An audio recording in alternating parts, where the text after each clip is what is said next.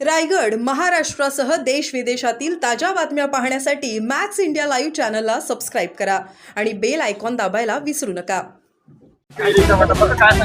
आम्हाला खूप मनापासूनचा आनंद आहे, अभिमान आहे की महिला व बालविकास विभागाअंतर्गत महायुतीच्या सरकारच्या माध्यमातून आदरणीय लोकप्रिय मुख्यमंत्री देवेंद्रजी फडणवीस साहेब, उपमुख्यमंत्री एकनाथजी शिंदे साहेब आणि उपमुख्यमंत्री अजितदादा यांच्या नेतृत्वाखाली जी ही योजना आपण महत्त्वाकांक्षी आणली त्याच्या पहिल्या टप्प्यातील वितरण सोहळा आज आदरणीय मुख्यमंत्री देवेंद्र फडणवीस साहेबांच्या उपस्थितीमध्ये त्यांच्या हस्ते पार पडला।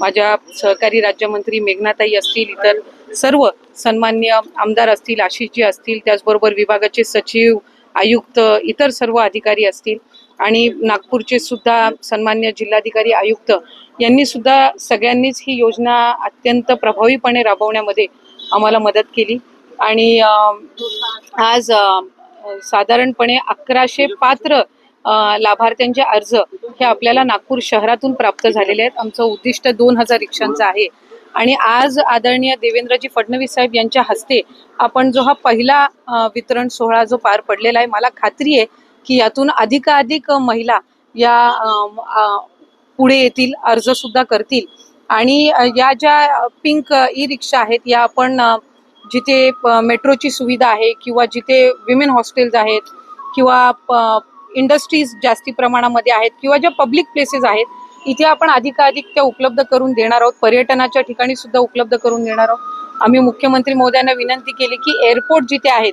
तिथे सुद्धा ही सुविधा ही उपलब्ध करून देण्यात यावी, जेणेकरून अधिकाधिक महिलांना रोजगार मिळेल, पण त्याचबरोबर महिला ज्या प्रवास करतील त्याच्यातून त्यांनाही आणखीन सुरक्षता त्याच्यातून जाणवेल।